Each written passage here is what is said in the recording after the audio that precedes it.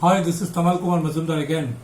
Today we will discuss financial results of the Indian Hotels Company Limited, popularly known as Taj Group of Hotels, ranked number 1 under the category of strongest Indian brands during financial year 20. Tata Sons Private Limited holds 38.09% of its paid-up equity as on 31st March 2020 against 36.43% of the paid-up equity as on 31st March 2019 of Indian Hotels, and the company published integrated annual report for the year 2019-20. During the financial year 20, there were 158 hotels under the company with 18,924 rooms were operational and 42 hotels with 7,244 rooms were in pipeline. Out of total properties, Ginger brand shared 26%, Selection cum Vivanta shared 23%, and remaining 51% with Taj brand. 12 new hotels with 1565 rooms opened during the current year.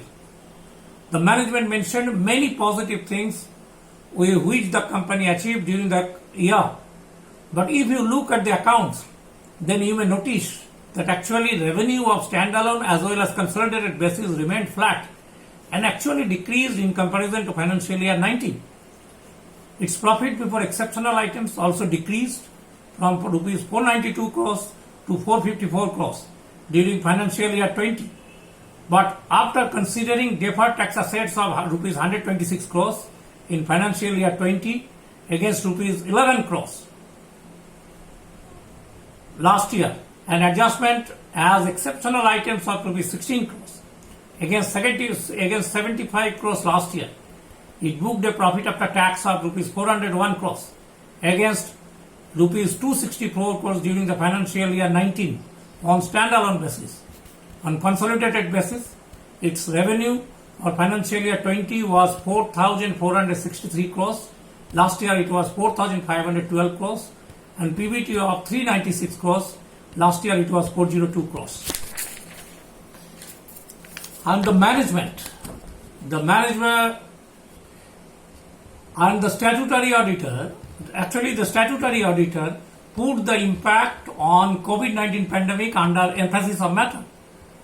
Hospitality industry all over the world worstly affected due to pandemic, and it is worsening further. The sector is not being benefited from the stimulus packages rolled out by the government of India. FTA footfalls in India of leisure travelers started suffering from February 2020. Though domestic flights started operation in June 2020 with restrictions, international flights to and from India not yet started. In this backdrop, of bleak scenario, hotel industry will have to reinvent itself in order to survive and save jobs. The company has an employee strength of rupees 33,797 as on 31st March 2020. Indian hotels started hospitality at home in order to cope with these problems, by which hotels will supply bakery, confectionery and gourmet hampers, wellness and laundry services to home. They are also exploring digital channels. But due to continuous lockdown in the first quarter of financial year 21, several companies declared their results with loss figures.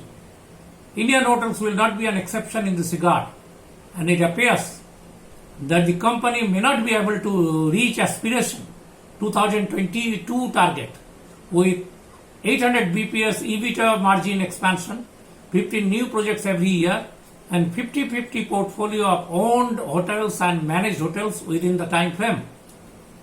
On 17/5/2019, the company entered into strategic partnership with Singapore Sovereign Wealth Fund (GIC) for an investment framework of 4,000 crores over a period of 3 years from the date of signing of the agreement.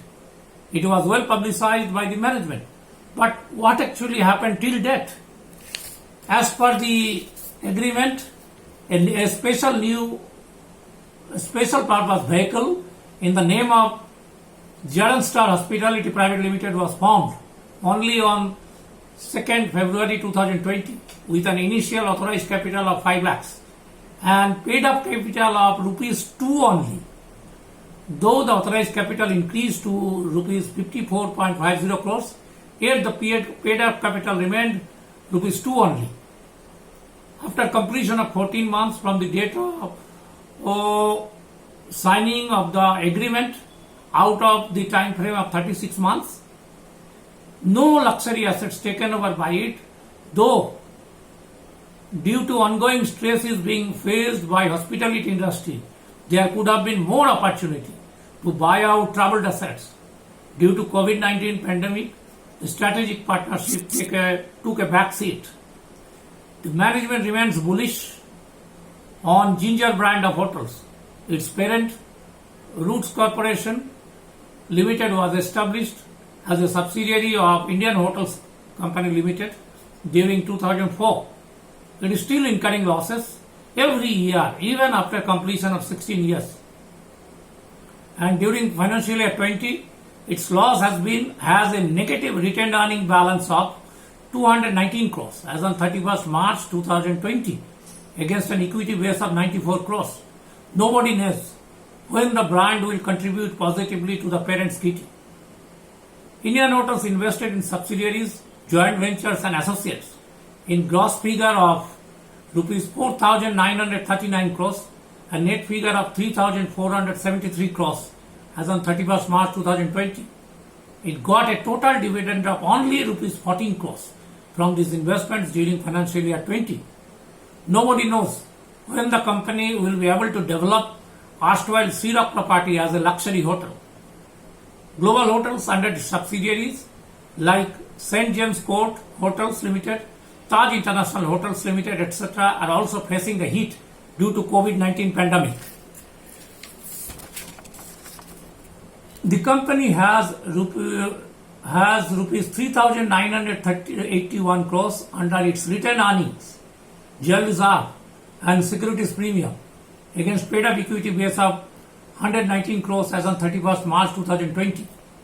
I believe that this strength, along with the strength of Taj brand as well as parent solid backing, will help it to tide over the current bleak situation. There are many other points we will discuss after publication of Q1 financial year 21 results. Please share your views, suggestions, comments in this respect in our YouTube channel Corpo Voice India or mail us at corpovoice@gmail.com. I am repeating it, corpovoice@gmail.com. Our endeavor will be to reply all mails. Thank you all.